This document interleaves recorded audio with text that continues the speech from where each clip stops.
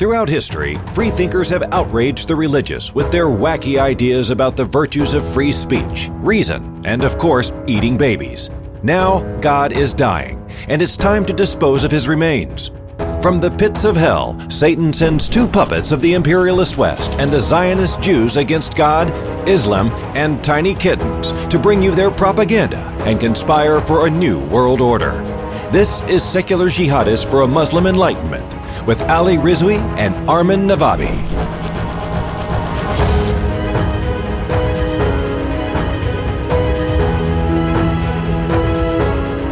Okay, welcome everybody to another episode of Secular Jihadists for a Muslim Enlightenment. My name is Ali Rizvi, and with me, as always, is Armin Navabi. Armin, how are you? Good, thank you. Okay, and sorry about the echo. So what we're going to do today is we're going to go right into it, because this is a topic that you've heard us talk about a lot on this podcast, and we feel it's finally getting some attention. And we have actually a very honored guest here today, who I'm very happy that he was able to join us and give us his time. We are with Nury Turkel. So the background is this: there are up to 2 million Uyghurs who are currently being held in World War II style concentration camps in China as we speak. Okay, they're being subjected to torture. They're being subjected to forced indoctrination. There's human trafficking, organ harvesting, forced sterilization, and a number of other egregious human rights abuses. And this is obviously part of a massive ethnic and cultural genocide effort. Our guest today, Nury Turkel, he is commissioner at the United States Commission on International Religious Freedom. He's worked with a number of administrations in the U.S. From both parties. He is also a member of the Uyghur community. He grew up in East Turkistan, or the Xinjiang region, and he is here to join us to talk about the conflict and to educate us about it, and also tell us his story and some of his work, and how all of us can get together and raise awareness about this issue, and not only do that, but also help out. This is obviously, Nury, welcome to the show. This is one of the worst human rights disasters in current times. It's something we've been talking about. We always said never again, after World War II, after the Holocaust, and what we're seeing right now is something very, very similar that's happening. So thank you for joining us. Thank you very much for having me.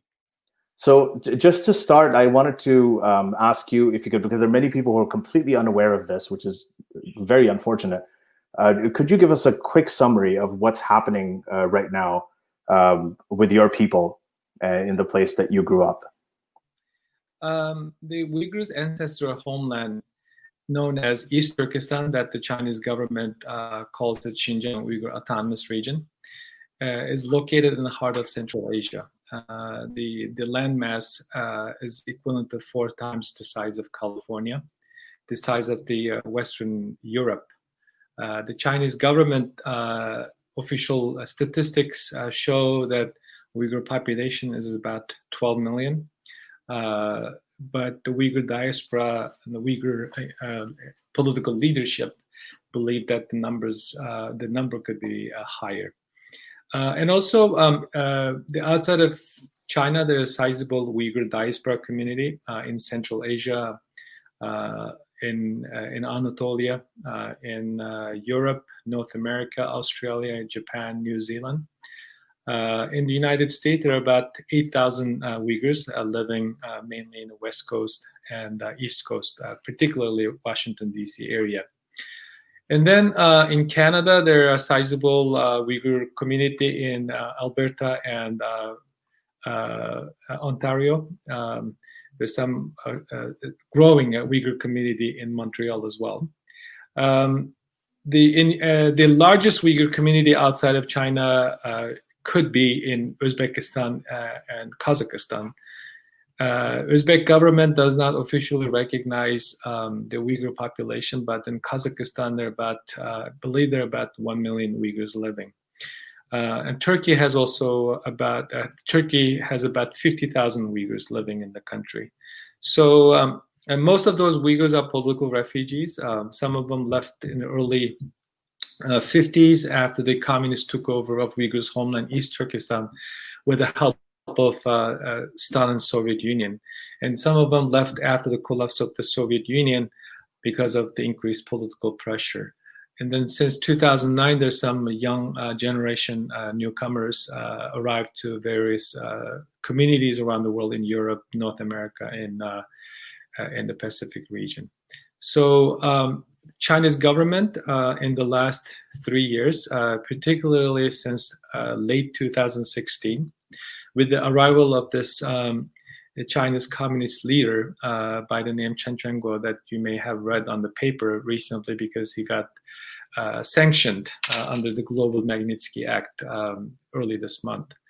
So after he arrived from Tibet, he was given the necessary tools and authority, resources to tighten up the Communist Party's grip on the region.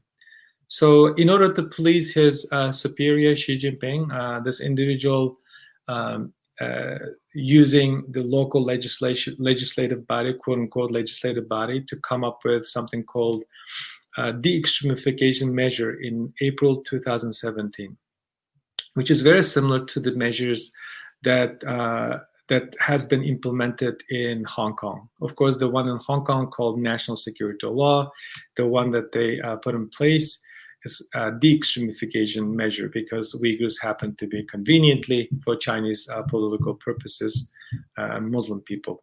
So that particular legislation, I keep using legislation because it's nothing like a legislation that we know in the liberal democracies. Yeah. For the purpose of this conversation, because it's formulated, put in place by local legislative body, even if it's a rubber stamp. So basically, that de-extremification measure enacted in April 1, 2017, sanctioned, criminalized 48 behaviors that includes stop smoking, drinking, discouraging family members from getting into a relationship with non-Uyghur, non-Muslim people. It also includes growing beard, praying, keeping Quran, praying mat, so the Foreign Affairs magazine, Foreign Policy magazine, has an extensive article lays out specifically what could get you to the concentration camp. They call it re-education camp, internment camp, but now concentration camp is a more common terminology. So that two incidents, I would say, one is the arrival of this individual. Some policy experts and activists describe as modern-day Adolf Eichmann, because he is the one who's largely responsible for formulating the genocidal policies being implemented, the concentration of camps, building this surveillance state after he was successful testing out in Tibet, and after the similar type of measures being tested out under the guise of social credit system in other parts of China.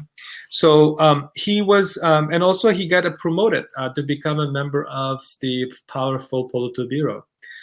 Usually provincial level leadership does not get to that point, but he was rewarded with that authority recognition by Xi Jinping himself.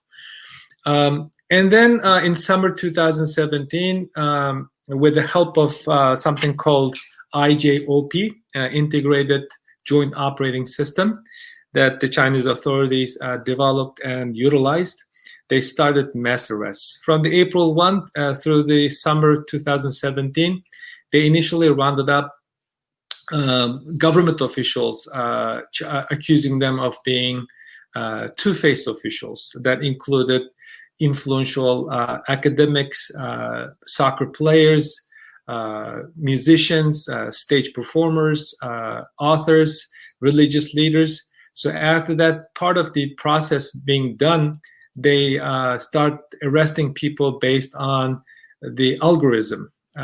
Just in the summer 2017, based on the IJOP revelation of last year, Investigative Journalism Consortium released batches of documents, including operating manual, which is very similar to the pages from the Nazi playbook.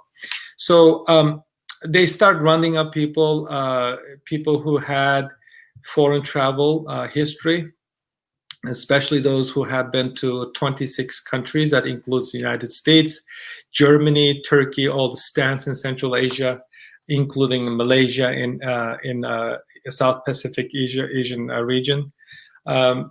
And then they start pressuring the governments in Egypt and other places to repatriate or forcibly return Uyghur students, especially those who are religious students.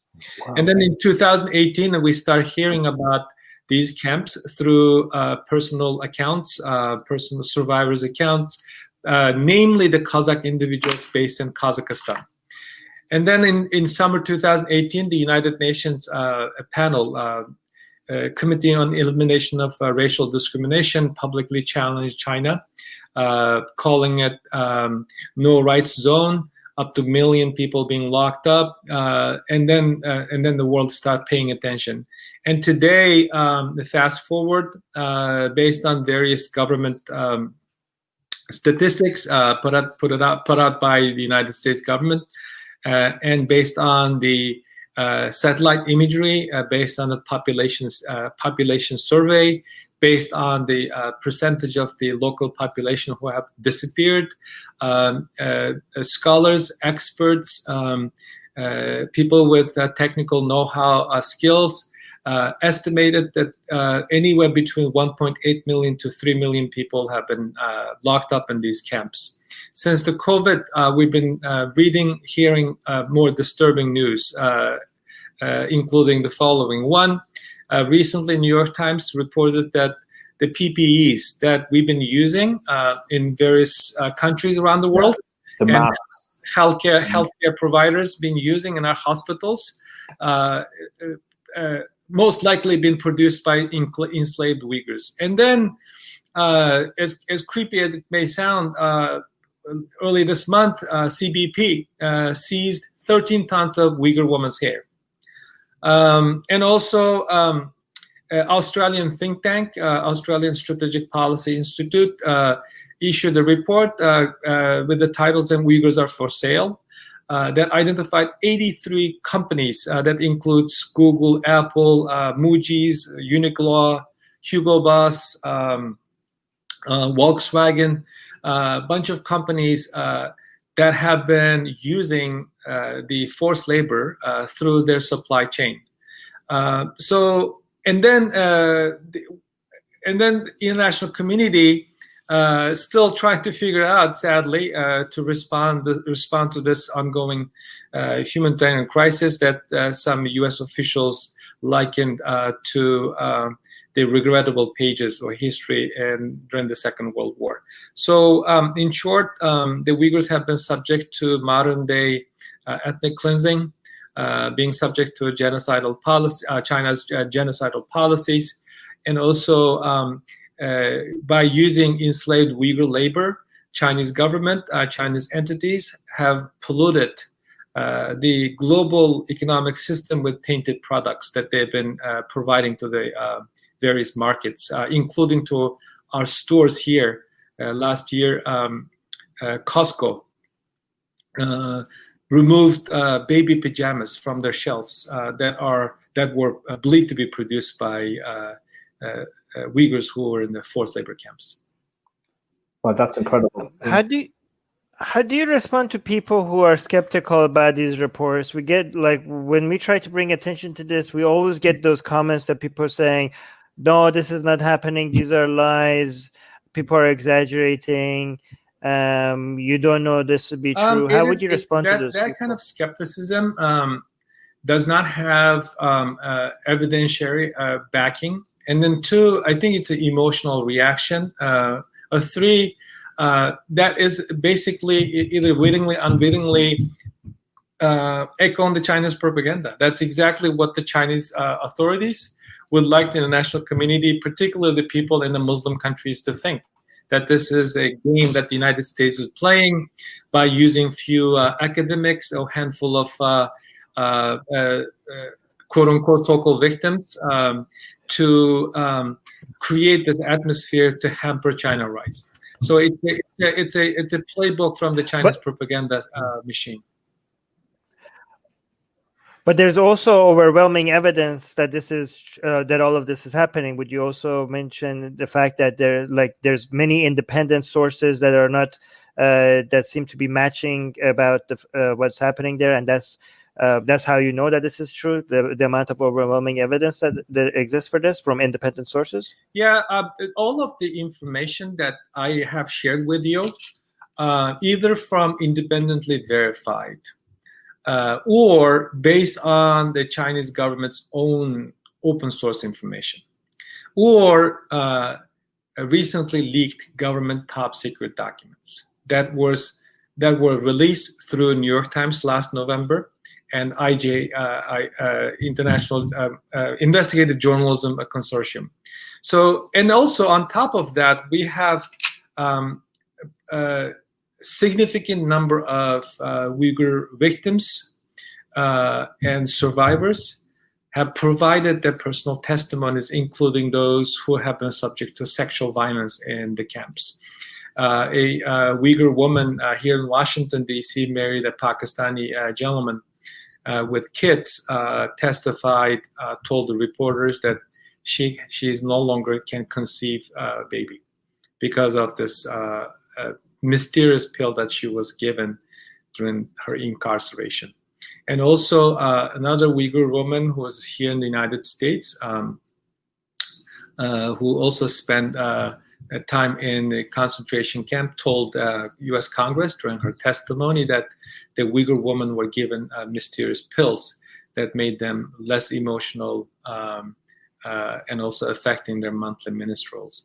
So, and also on top of these, we have a recently disclosed document that shows that Chinese government, through repressive policies, forced sterilization, prevented Uyghur population growth from 2015 to 2018 by 84%. Compared to the previous year, 24%. So that in of itself speaks volume. So if any government, any entity, any individuals purposefully, deliberately use forcible methods such as this one to prevent population growth, that goes to the heart of the definition for genocide. Mm-hmm. And also there are about 500,000 Uyghur babies been taken away, either from their grandparents after their parents taken into the concentration camp, or forcibly removed from their family to sent to this human re-engineering programs. This American Life recently interviewed a Turkey-based father who recognized his son through the Chinese propaganda materials promoting the state-run orphanages. This is okay. So this is obviously it's shocking, especially to hear you talk about it. And we've read about some of these things in the news, and it's doubly shocking to hear. But one of the things that there was an international tribunal in London, and over the last year there have been reports of China killing prisoners, including Uyghur Muslims, and harvesting their organs, like officially actually doing that. And so it seems like there is evidence of it, but is this something that you've heard and that you know about? Organ harvesting has been a practice in China for years.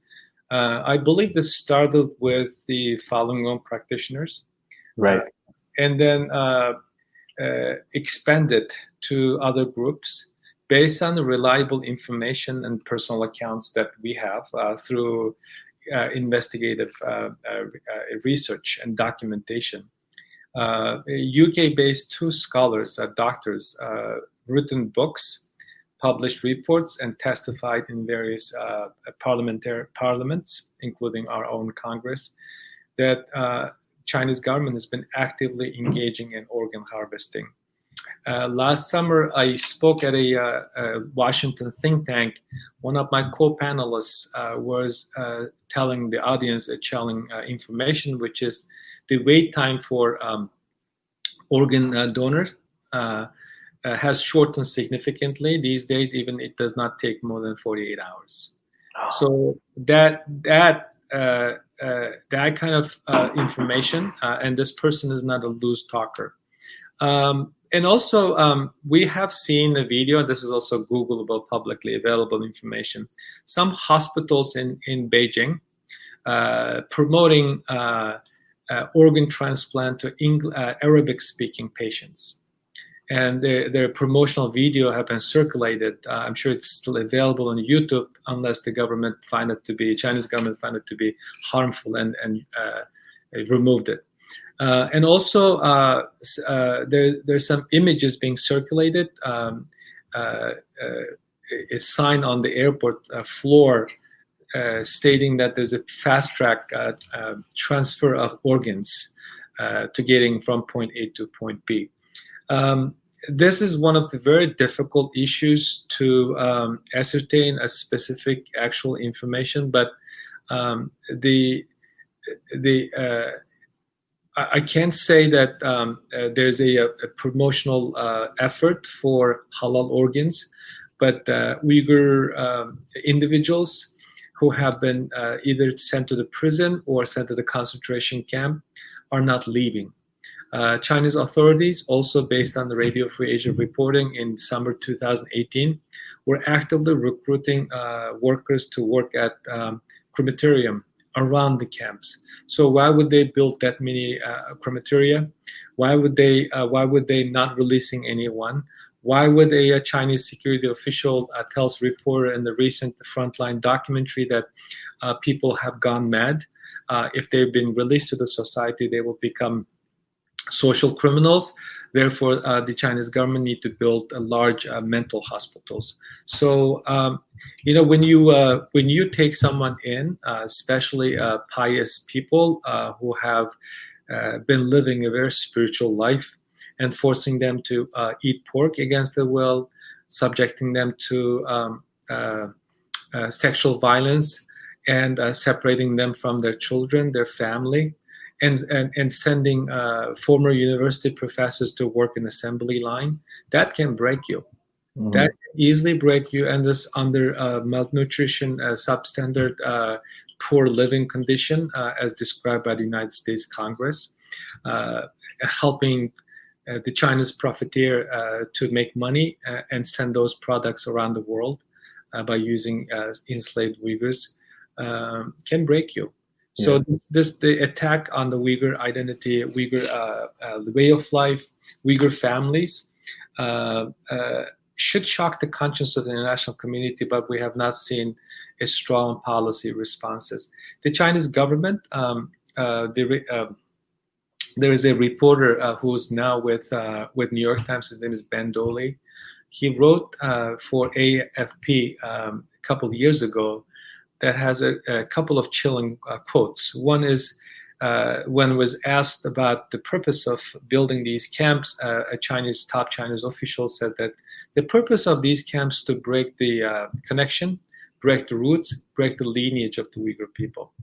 And also, and when they asked about the nature of the camps, he said that these camps should teach like a school, be managed like the prison, and protected like a military. So the purpose, the intention are there clearly. In criminal law, as you may know, there is a concept called actus rea and mens rea. Actus rea is the action, right. Rea is the intention. So when you look at the actions being reported and the intentions being deliberated and stated publicly, it goes hand in hand that there's a crime against humanity being committed against Uyghur people. The specific intent that the Chinese government has shown also being reported in the leaked documents. One of those 4 individuals who had been subject to global Magnitsky sanction as part of the decision early this month, signed up that manual that specifically said that you should never allow anyone to be released or escaped. John Oliver just did a show on this a few days ago, and he specifically focused on that. If it's a re-education camp, if it's like a free come and go, why would you afraid of somebody being escaped?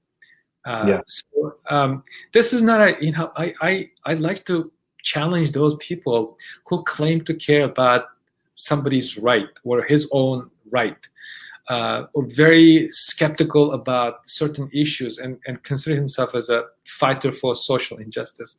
I mean, look at this. If never again is just a lip service to some people, is a nice slogan to repeat yourself without even looking at it carefully. You can put aside everything political. You can criticize this government, that government, domestically or elsewhere. But just the fact that somebody is being punished in a modern-day concentration camps, being subject to forced labor based on that person's ethnicity, religious belief, then we have a problem. If you don't see a problem in that, then I think there's a problem with you. I can be as blunt as I am right now. So there's no controversy. Even take a side. The silence in some societies and some governments or some people in power is unconscionable. That's exactly what oppressors and authoritarian regime dictatorship wants you to do. You drew comparisons you've drawn parallels with Nazi Germany, and you've drawn actually not just spurious parallels, but you've talked about the similarities between what's happening here and what happened in World War II in Nazi Germany. And we always say never forget, never again. Yet this is happening again. Can you talk about some of those parallels or some of the things that you have seen? And we've already talked about several of them. I mean, yeah. First of all, the concentration camp concept. Apparently, the Chinese policy experts, the thought leaders who advise the current the current Chinese supreme leader, studied a lot how the historic concentration camps forcibly going through certain ethnic group to social engineering, human engineering worked, and parts did not work. So when you listen to the rhetoric, the language that they use, a few things jumps out at you. One, some of the Chinese policy experts use the term final solution. Of course, they use the term such as final solution to the Xinjiang problem. There is no Xinjiang problem. To them, Xinjiang problem is the Uyghur problem. So what do they have in mind, and where do they pick up that the language? Final solution is not a part of everyday Chinese language. It's not a part of everyday Central Asian Turkic language. It's not part of even any language. Why would they pick up a final solution concept? That to me is very concerning. Number one. Number two, when they initially looked at the type of people that they are rounding up, which is very similar to the way that Nazi Germany rounded up. Nazi Germany went up to the bankers, the educators, scientists, social elites. Exactly the same type of rounding up took place. As we speak, we're looking for a president of Xinjiang University, a well-known scholar who has two PhDs, one from France, one from Japan. And we're also looking for former president of Xinjiang Medical University. We were looking for a world-known Islamic scholar who translated Quran from Arabic to Uyghur, who apparently died in prison in the camp. Even he was over 80-year-old, a harmless person to anyone, never committed any crime. So they took away detained Uyghur social elites, the custodian of Uyghur cultural heritage, scientists, thought leaders, just like the way that Nazi Germany did. And then three, they build a massive camps. Some of these camps are multiple sides of the soccer field. BBC has this graphic image on their website from late 2018. It shows the process of building these camps. China has become the world's largest jailer. Recently, one of the Chinese said that in a video, in a propaganda video, that Xinjiang has become the safest place in the world. So if you build that many camps, of course it will what you get. Wow. And also another similarities, they used women to build, to set up the initial camps, which is also similar to the Nazi camps. And finally, when they rounded up these individuals, much like the Nazi concentration camps in Dachau and Auschwitz, people generally did not know why they're in the camp, other than them being Jew or gypsies. It's very similar. So, and then religious background. So, when you look at the historic concentration camp commonalities, sometimes you see some political aspect to it. But oftentimes, one of the hallmarks of concentration camps that the ones that Nazi Germany used to exterminate Jews, and the ones that the China had, and the Stalin's Gulag, even Japanese internment camps have several things in common. One, those camps always set up and detain individuals based on their ethnicity or religious background. Two, when they detain, vast majority of them don't know why they detained. Three, once they're in the camp, they don't know when they will be released. Four, even if they're released, they never been told or explained why they've been taken to the camp in the first place. And finally, even if they manage to leave the camp in one piece safely, they never compensated for the detention. So when you look at the Chinese camps versus the historic camps that we read in the books, share several striking commonalities. So I initially was very comfortable because I did my own due diligence, reading, studying, find several commonalities. But last November, when New York Times released the secret documents, a few wording jumped out at me. One, the Chinese themselves use the term "jizhong," which is collective or concentrate. So they had concentration in mind. And also, when you look at the way that they describe these camps, they use the term transformation. From the time of the camps came to surface in the media, in our public discussion, till to this day, they have changed the name 9 times. Of those 9 times, 7 of the names that they use includes transformation. Transformation is a code word for social engineering and human engineering under the communist system. In communism, if you believe in religion, or if you don't believe in religion, or if you appear to be different, or if you pose any type of threat by being different, that in of itself could subject you for transformation. The Chinese ambassador to Washington, by the name Su Tianke, people should pay attention to it. Apparently, American media love to talk to him. Recently, Fareed Zakaria on CNN GPS talked to him. Politico published his op-ed. He has a verified Twitter account. He told public comfortably, get used to it. You have to learn how to deal with the China that you know today, number one. Number two, his government is helping the Uyghur people to transform into a normal human being. So in 2020, I did not know that the Chinese Communist government decides who's normal, who's not. Mm-hmm. Yeah. Armin. Okay, so yeah, I just wanted to ask, there seems to be a level of hypocrisy. Like, we have been talking about this for a couple of years right now, and it hasn't, for a while, it didn't seem to get much traction. Recently, it's getting a lot more attention. But even throughout this time, one thing at first we noticed is that countries like Iran, Pakistan, or Saudi Arabia, at first they weren't bringing attention to any of this, which was strange to us, given that they constantly talk about how Israel and United States are oppressing Muslims.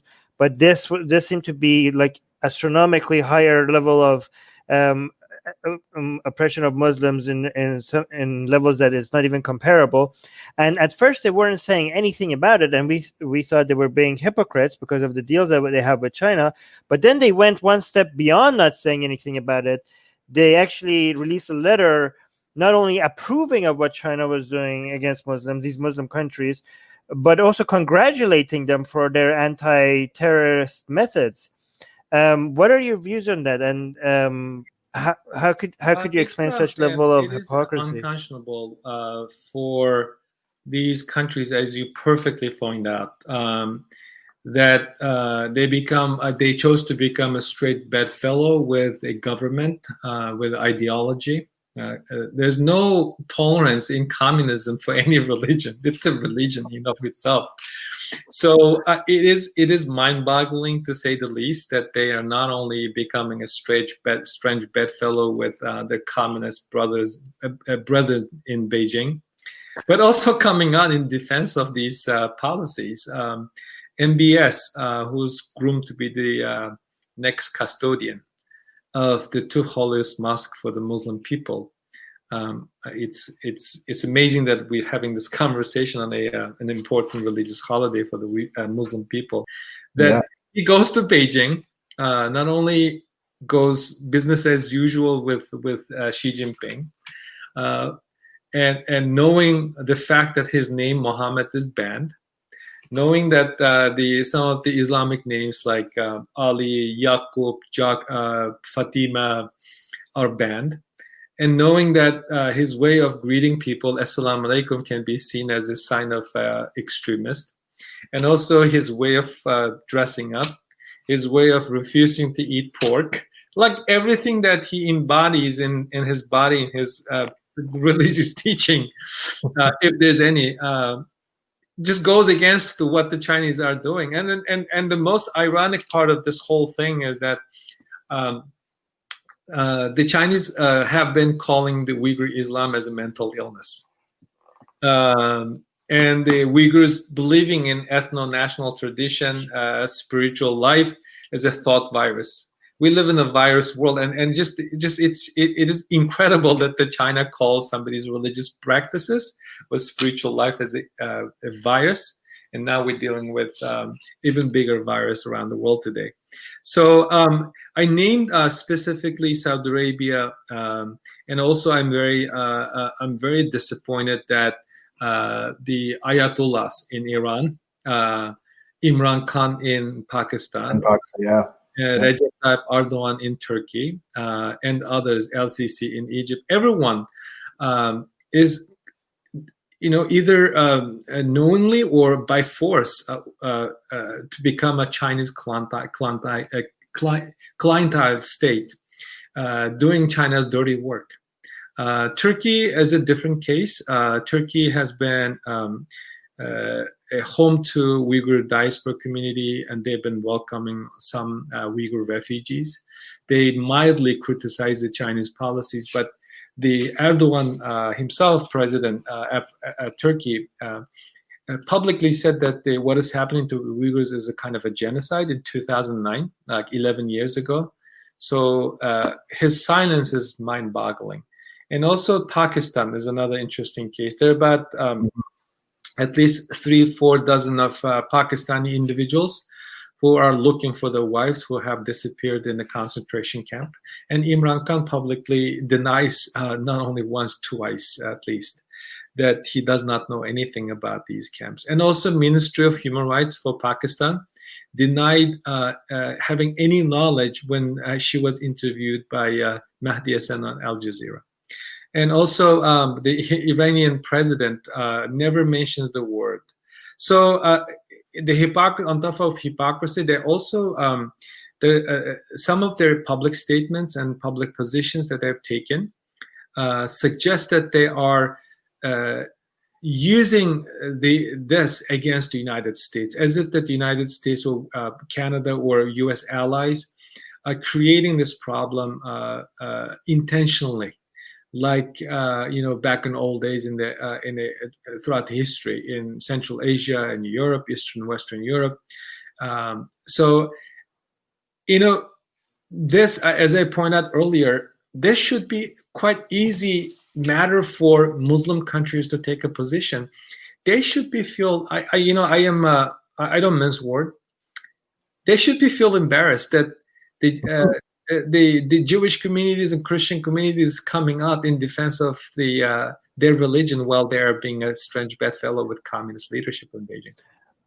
Well, atheist communities as well, but not of the religion, of the right to practice their religion. I do want to make that clear, because we are also like, I don't think I think it's important to get the wording right. I don't think it's the problem is that China is not being tolerant of a religion.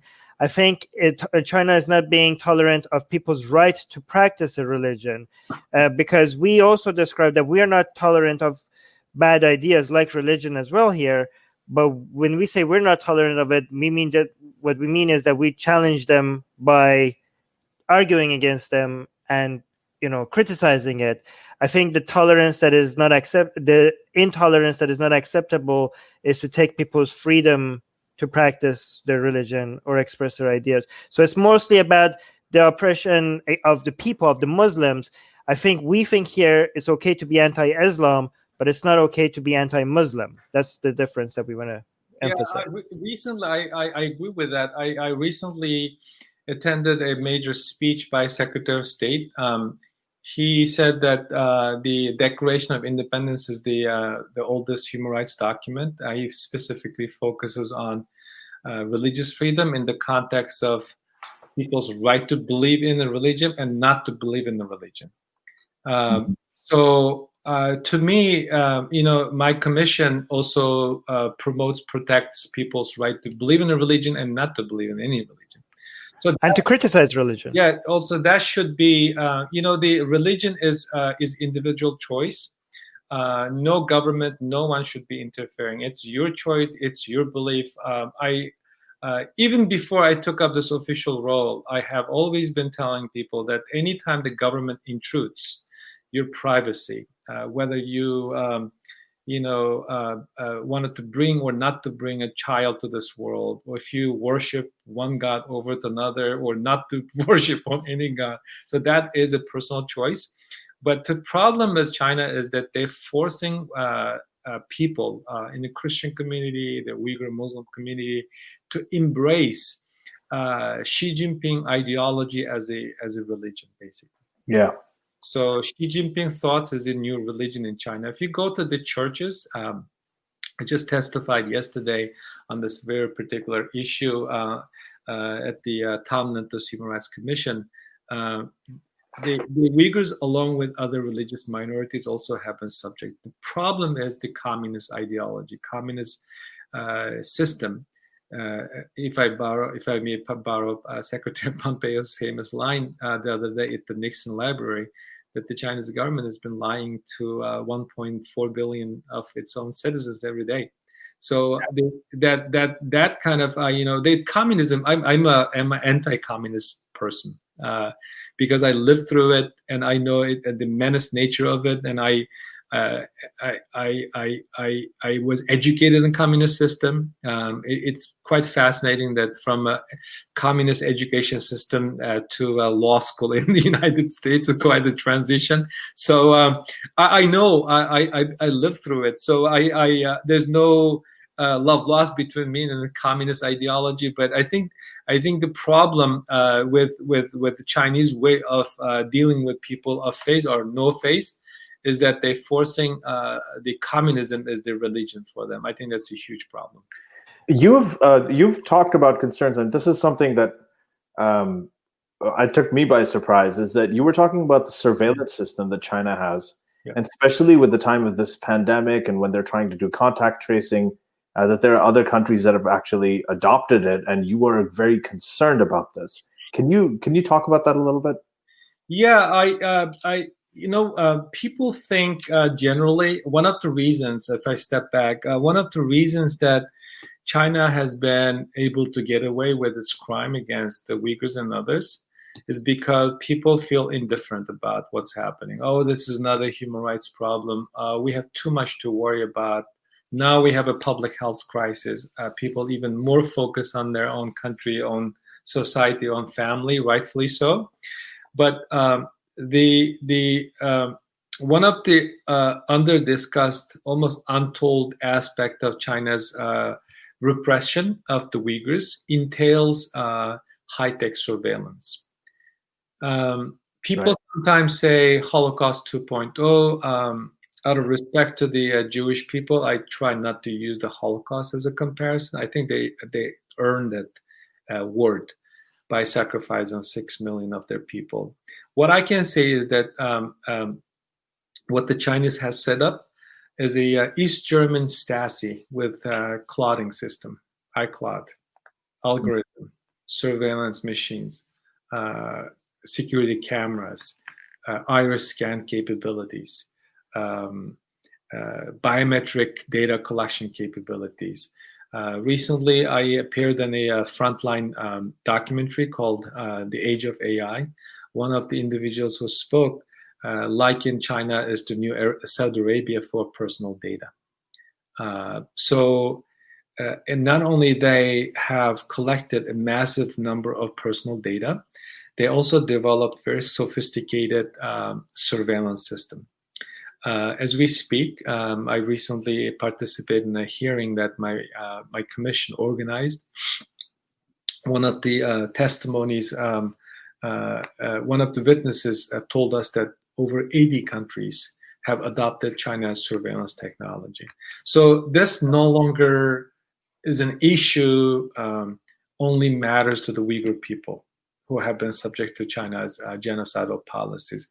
In the end, this will affect the lives of everyone.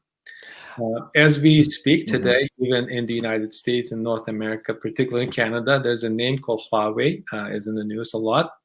And this company, this entity, is one of the main tools that the Chinese authorities using, along with ZTE, Hikvision, FaceTime, and now the TikTok, WeChat, to expand their technological advantages to gradually come into the lives of the people and become part of their pockets.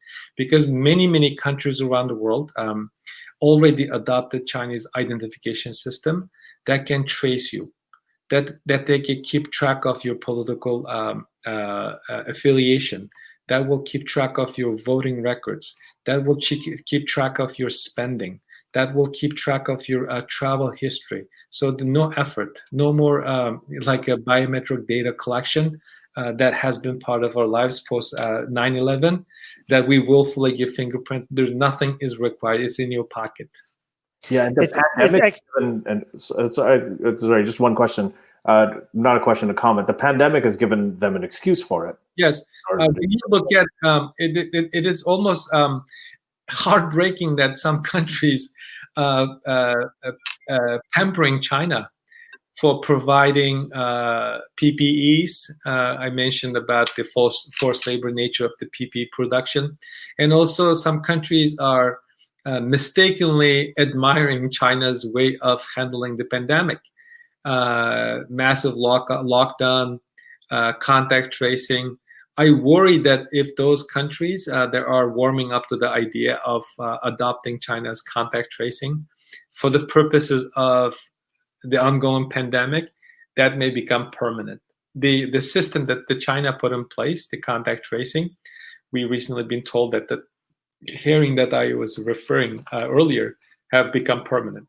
So this will be new trend. So when the lives at stake, people generally don't worry about, they've been traced. They may say, okay, as long as I'm safe, as long as I'm healthy, it's okay. But what will happen after the crisis has been managed is something that should give us a pause when we talk about. If you want to really talk about success, look at Taiwan and South Korea. Taiwan is also a Chinese-speaking country, a tiny country. When you look at the number of cases and death, it's almost very, very small. We're talking about 40 to 50 people in a whole 25 million people island. So if anyone wanted to admire or have a second thought about their relationship with communist China, look at the way that they handled the crisis. Look at the way that they who covered up, who managed it, who has been transparent. So Taiwan and the PRC is a really good comparison to compare and choose the method that may work for the benefit of the country and citizens in the long run. When it comes to actually Iran, it's very ironic that China is using this surveillance technology to find people who have Islamic beliefs, and at the same time, it's helping Iran. It's giving Iran the technology to fight people who have anti-Islamic views. which is like completely like and not just anti-Islamic views, but anything against the government as well. And Iran has been using Chinese technology to fight dissent for a while now. But now, even more recently, China and Iran are getting closer with each other because of the U.S. sanctions and Iran trying to rely on China as an alternative way to do trades and everything. Just recently, there was a giant deal being agreed on between China and Iran, and it's bringing the countries closer together. And Iran is even letting Chinese officials and government staff to come into Iran and manage things. Which is, as somebody who is an activist when it comes to Iranian rights against an Islamic theocracy, it's very. I can tell you, like, on the ground is looking more and more. The situation is getting worse and worse because of China's involvement and support of and the support of Islamic Republic. Yeah, I hope I'm not sounding like an alarmist. But I like to sound alarm to those countries in the developing world, namely several large Muslim countries that have become strange bedfellow with communist Chinese regime. There's a saying in the Uyghur history that Chinese comes with the flowers and sweet words, and the next thing you notice is they take over your life. So with the Belt and Road Initiative, with the large economic incentives that the communist China has been given to countries like Pakistan, UAE, Iran, comes with a price in the end. It's not only the bootstrap, but it is China's long-term objectives to take over. Like, look at the port situation in Sri Lanka. They give you the loan, you will not be able to pay back, and then they will claim ownership. So this has been a part of their model. Recently, a thoughtful foreign policy experts written about China's aggressive diplomatic efforts, wolf diplomacy, described in a very thoughtful way in the Foreign Affairs magazine. I invited you to take a look at it to make sense, to get a sense of how they've been engaged. So, yeah, it's okay to be alarmist, but we should be alarmed. They are not as harmless, as innocuous power as they try to project themselves. Look at what's happening in Africa. Look what's happening in Central Asia. The countries cannot even function without Chinese pressure. The Human Rights Council today, UN operations, literally heavily influenced. I don't want to get into the domestic politics, but there's a reason. There's some valid reason for the United States being critical of World Health Organization. When you look at the Human Rights Council, that has become a tool for countries like Iran, like Saudi Arabia and China, Cuba, Venezuela, to beat up Western democracies. It's almost a joke. It sounds like a bad joke when China, Cuba, Pakistan, and some countries with a abysmal human rights record trying to run the Human Rights Council, and also the UN. It is also another. This is part of the U.S. government's position that United Nations is failing to fulfill its obligation. Human rights work, human rights campaign, human rights protection, looking into the crimes is being committed against Uyghurs and taking action. If it's genocide, is the UN's a part of UN mandate, and they have been dead quiet. Yeah. Why is that? It's Chinese money. They pay a big chunk of UN operations. Right. I wanted to get to this obviously because we have a little bit of time left, but I really want to know your view on this. Right now, as Armin mentioned, there is a lot more attention on China. A lot of that is because of the pandemic. You've worked with the Bush administration, the Obama, and now the Trump administration. Recently, the Uyghur Human Rights Policy Act was passed. Yes. Before this, as you mentioned earlier, that you've been trying to talk about this and bring attention to it, and it wasn't happening. Now it's actually happening. Now, whether the intentions of the administrations, whether those are questionable, but how do you think it should go from here? Are you encouraged? And what do you think the rest of us can actually do to help this along? Three things should have happened, and now we're seeing starting to happen. One is to call China out for what it is. We talked about this as being non-controversial. It's a matter of conscience in the beginning of our conversation. Anyone who is not taking a position in a way complicit in this crime, their silence, their tiptoeing around is giving courage to the Chinese authorities, number one. So we need to call them out. There should be global condemnation on individual level, governmental level, either individually or collectively. And number two, the China's, the various countries' economic relationship need to be revisited. Business as usual cannot be continued. I give you another example. This is also related to this topic. Volkswagen, being a company with a horrible history, most recently being hit with a huge fine for cheating on EPA standards, right? Operates a plant in Urumqi. The Volkswagen CEO feigned ignorance. And also, this was part of the John Oliver show the other day. German government has not taken a position yet, which is, look, when you flip through the history, we see you easily. And now you're not taking a position that's unconscionable. But to German government's credit, they've done some of the small things. For example, they joined the 22 Western country letter. They co-hosted a side event last year during the United Nations General Assembly meeting. And their ambassador in Beijing joined the effort to demand access to the region. Small things.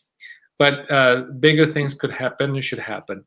So the global coalition effort need to be built because the boat is too small to tackle China threat.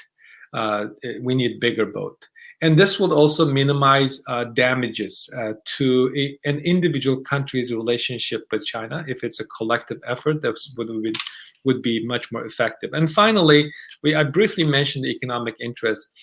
This is the corporate world. We're talking about more than 80 companies, the global companies, like global brands, been complicit in this matter. A few days ago, when the tech giants came to testify at the U.S. Congress, I was disheartened by Tim Cook's kind of a half-true statement about the forced labor. Some people, some of those tech giants explicitly said that there's no room for forced labor, but some of them were not very, very clear. So the global business community have to take a position. And finally, we live in democracy. Our representatives in various parliaments and the Congress are elected by us. So if you can activate citizens to demand their parliamentarians demand the governments. For example, in Canada, why Canada is not imposing global Magnitsky sanction against the Chinese human rights abusers. 2006, a Canadian Uyghur was taken back to China from Uzbekistan. His name is Hussein Jalil. And he disappeared. And the next thing we know or heard is the Chinese imposed a life sentence in this guy. So maybe people can reasonable people could disagree, but if Xinjiang Jalil's case was properly handled, we may not have two Michael being detained in the daylight in the Chinese prison. So the countries like UK, Canada have to utilize the legal tools that is very similar to Global Magnitsky Act in the United States to go after those human rights abusers. So this is something that the citizens of those free countries could do, demanding the government to respond legislatively and through executive decision. And then the other thing that I like to see the citizen activists to do is to boycott any product, the cotton textile products, even brand names that easily find, and I can help you to come up with a list. It's easy. If you just type 80 companies being implicated in the forced labor in Xinjiang, the list will come up. So I don't want to bore you with all the 80 names, but they're all of the brand names, big names, clothing. That includes Hugo Boss, H&M, Uniqlo. You will find it. So you need to stop buying those products. When you see a textile or cotton product, it says made in China, I can guarantee you that it is highly likely that it's been made by forced labor, the Uyghur, modern day slaves in the Uyghur region. 84% of the cotton products produced, sold, exported in China are sourced in Xinjiang. More than 20% of the world's cotton supply were from that region. So you have pretty decent chance of touching or buying products produced by enslaved Uyghurs in your stores. So that's what you could do. And then finally, raising awareness and be very skeptical about people who are trying to mix this humanitarian crisis with political issues. Is there any political component to it? Absolutely. Is this some country stirring up a geopolitical struggle against another country? I would say no. Is there any active genocide that's taking place? Absolutely. If never again mean anything to you, should you take a position? Absolutely. Is there anything that you can do to help? Yes, there are a number of things that you can do, including, as small as just using the social media. There's a Afghani American girl in New Jersey. She used TikTok last year. There were millions of people viewed, and she became a celebrity. The eyelashes one, right? Eyelash one. And a couple of days ago, recently, another girl cried in social media asking people to pay attention. So, there's a lot of things that can be done. Awakening, recognizing, being skeptical about. And this is also, please understand, this has nothing to do with counterterrorism. You don't fight terrorism by locking up nearly 20% of the population in modern day concentration camps. That's not what you do. I know you only said you had 1 hour, but you answered a lot of the questions that people asked already. But do you have time for just 2 questions from the live chat? Just 2 questions? Yes. Okay. All right. So one of the question was about, given that you're part of the U.S. Commission on International Religious Freedom, do you also work on Christians' rights in China and also in countries like Saudi Arabia, and the fact that China is also oppressing the Christians there? Yeah. The USRF is an acronym for the United States Commission on International Religious Freedom. We are established under the mandate, legislative mandate of 1998 with the Statute of International Religious Freedom Act. Our responsibility is to monitor religious freedom, religious persecution around the world, and make a recommendation to the United States government, namely President, Secretary of State, and Congress. My responsibility specifically entails all of the religious minorities in China, and monitor, speak, make recommendations on religious persecution to ensure that religious freedom issues are integral part of the U.S. foreign policy agenda. In addition to China, I also monitor religious freedom in Eurasia, specifically in former Soviet republics, all the stands, all the way from Kazakhstan to Azerbaijan. I also participate in a discussion monitoring of religious freedom issues in the Middle East. Ali, do you want to read this? This is the last question. Do you want to read this one? Yes, this is from Nusantara Rising. She's saying, or he's saying, what can be done to prevent the Uyghur cause from being hijacked by Islamists or pan-Turkic tourists. The 2015 Thai-Turkic bombing really discredited the Uyghurs in Thailand. Well, it's a great question. If the majority, the people with a clear objective from a humanitarian point of view, people definitely will hijack it. I am not worried too much about individuals with certain ideology to hijack it. I'm more worried about some government entities doing something to divert the attention, or come up with like a simple response as like, I told you so. You bunch of fools. There are bad people type of reaction. It worked in the history, and it may work again. China is a powerful country. They're not short of money, resources, manpower. And oftentimes when they do say stuff in public, I don't think that shame is part of their consideration. Recently, the Chinese ambassador to UK said a bunch of lies that he cannot even properly perform. He was told to lie, but he could not even do it. So, and they're capable of doing a lot of horrible things, including to by design divert the public attention. So, one bad apple can destroy a basket of good apples. So I worry that a certain government or regime may do something to divert the attention. But at the same time, I worry that some fringe groups may take advantage of it. But I think this issue has become big enough, receiving enough support from fair-minded people to say, yeah, you can try, but I think this is a different matter to handle. So I'm not worried too much about fringe groups. I think their marketability is quite low. What if one tactic might be to get in whenever these fringe groups try to are in danger of hijacking the movement or diverting attention from it?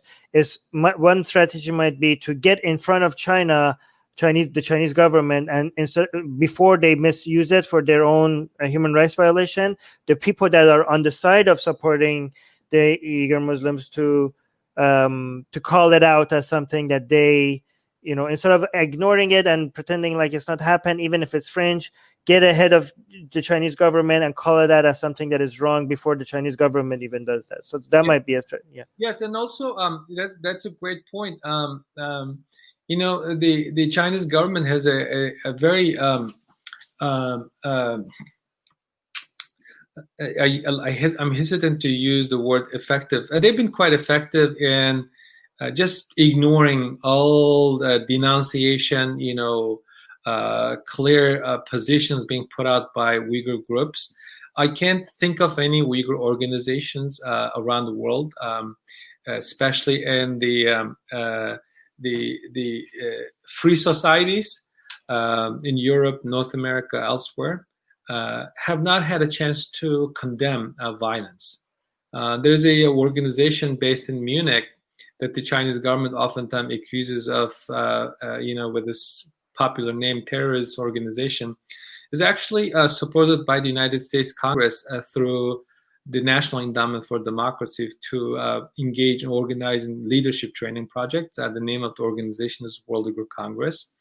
The World Uyghur Congress publicly condemned violence multiple times. Their website, their mission statement clearly states that. And in the last June, the organization received a democracy award. And the president of the organization serves as the vice president of UNPO, Unrepresented Nations Peoples Organization, based in Europe, and he travels around the world. So there's a lot of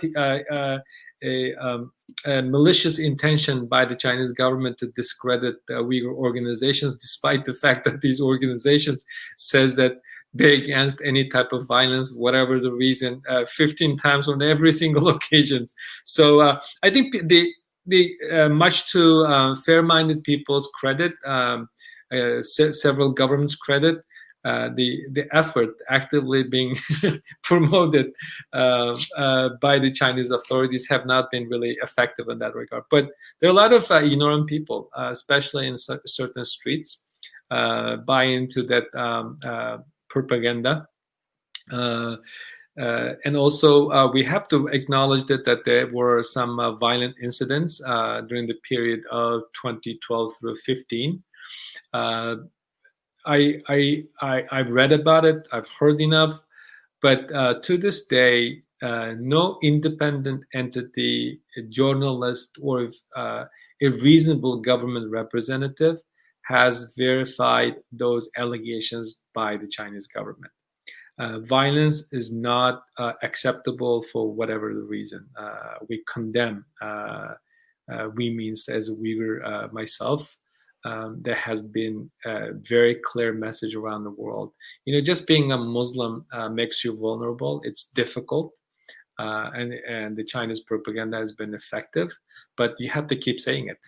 Yeah, you do. Nury, thank you so much for being so generous with your time.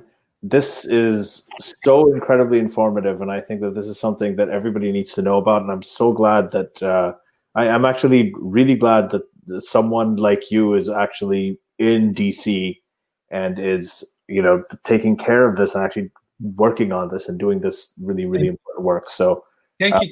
Can I before you close, we talked about a lot of tragic stories and issues. Let's also talk about a few things that should make us feel proud of being a member of a democratic society. Yes. The United States government has been incredibly vocal from the beginning. It took 2-3 years to get to the point of utilizing legal tools to sanction human rights abusers. It is so significant. The Global Magnitsky Act, namely, was promoted and put in place with an advocate by the name Bill Browder, who was the client of Sergei Magnitsky, who died in a Russian prison, was tortured to death. Initially, that law was Magnitsky Act, enacted in 2012, and then become a Global Magnitsky Act in 2016. So it has a global reach. And because of that legal tool being put in place by the United States Congress, Canada, and others, even Estonia has similar legal measure. That has been implemented even in a short period of time. To me, in getting something like that done in 2 years is quite remarkable achievement. From the time that this has been advocated by activists and some members of Congress till today, is a milestone. Early this month, the U.S. government sanctioned 4 Chinese officials. One of them is the person that I mentioned earlier. Actually sits in a powerful Politburo in Beijing. This is the first time that the U.S. government imposed sanction on a sitting senior government official. And today there was another announcement, which is Xinjiang Production Construction Corp.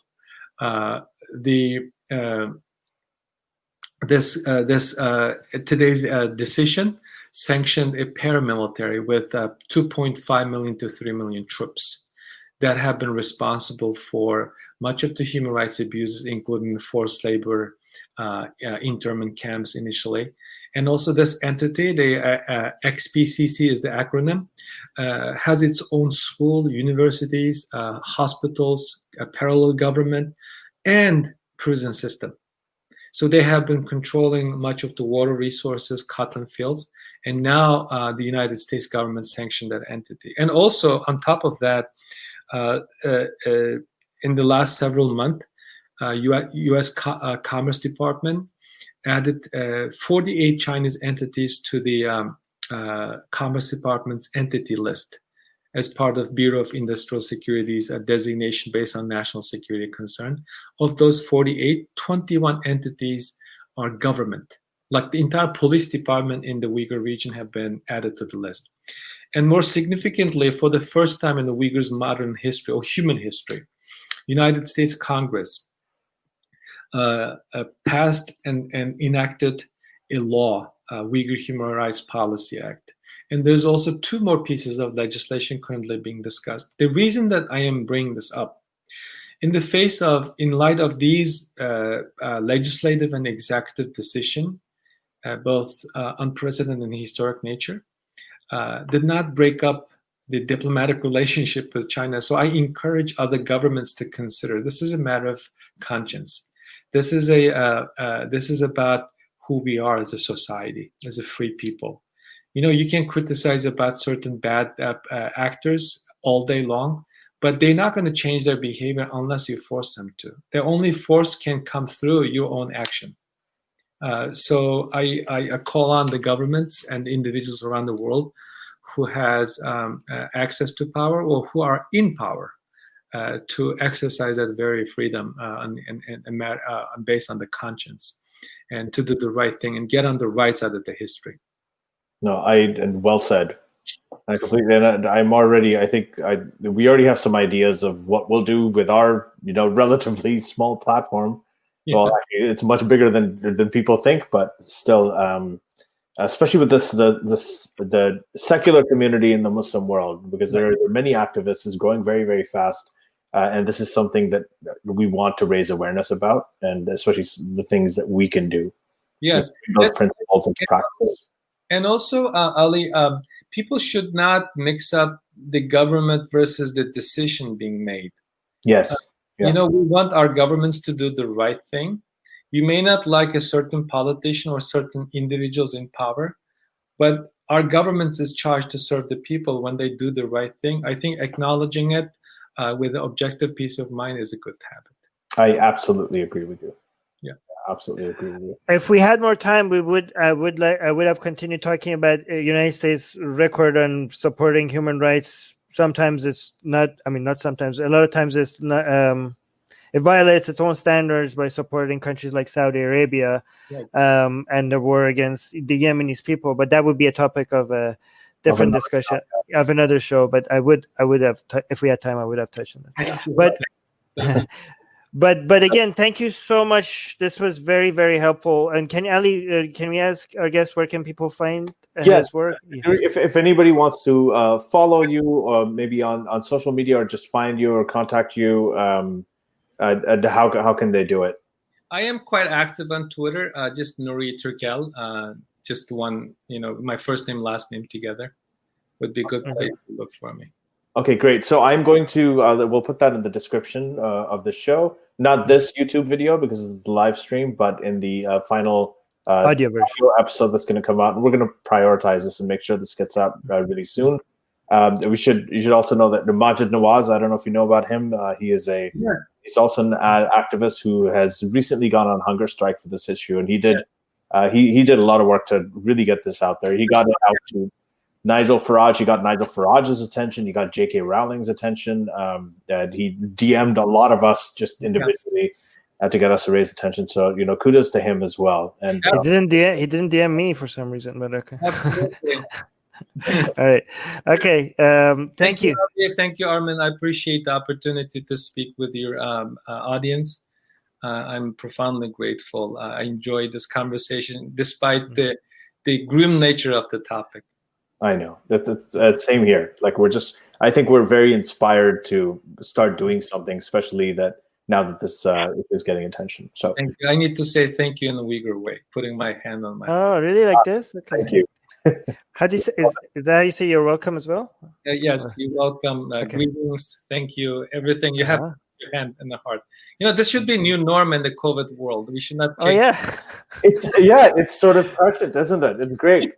I like it. Ahead of time. I'm gonna do some cultural appropriation, and I'm gonna use this.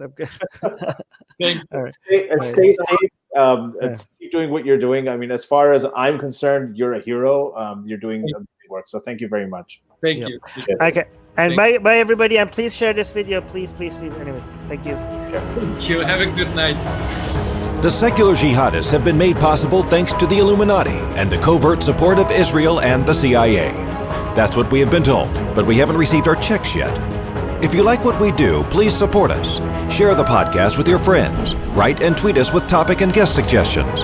Or head over to secularjihadist.com and give $1 or more for exclusive access to live video.